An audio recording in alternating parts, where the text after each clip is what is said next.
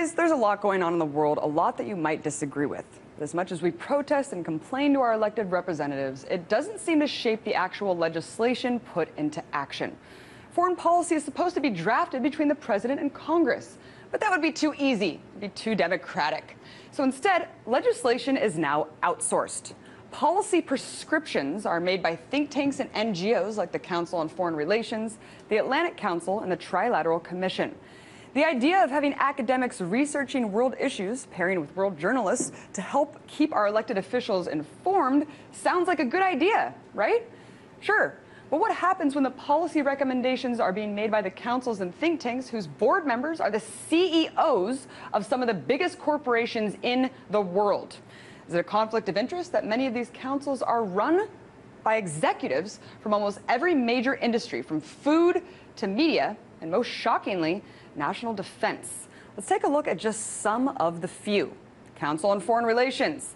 Their mission statement is in part sponsoring independent task forces that produce reports with both findings and policy prescriptions on the most important foreign policy topics.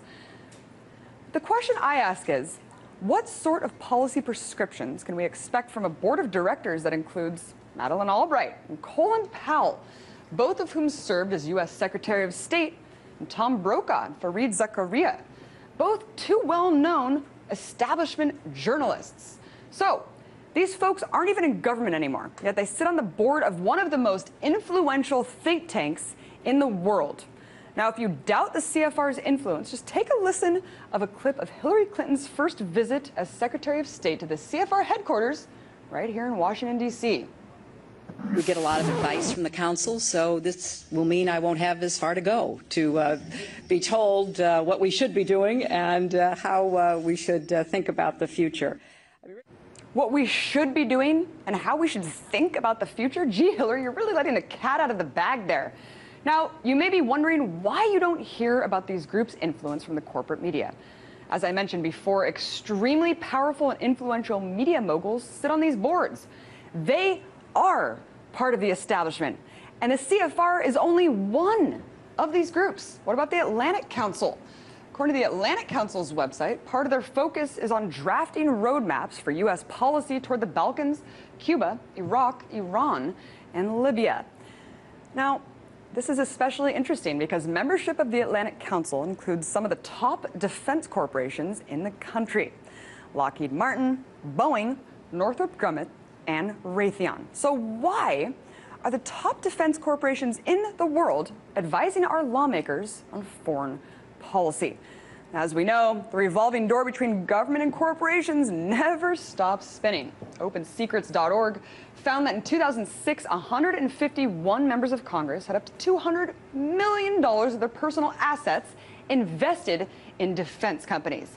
Having that much financial stake in companies that make money by having the U.S. go to war begs the question, are stakeholders concerned about ending the war?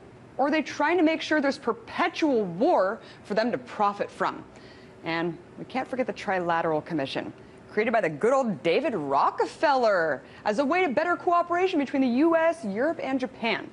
Some of its most notable members include George Bush, Dick Cheney, Bill Clinton, Henry Kissinger, Madeleine Albright, as well as a whole host of well-known politicians and CEOs of multinational corporations like Goldman Sachs, ExxonMobil, Shell, Citigroup, and others.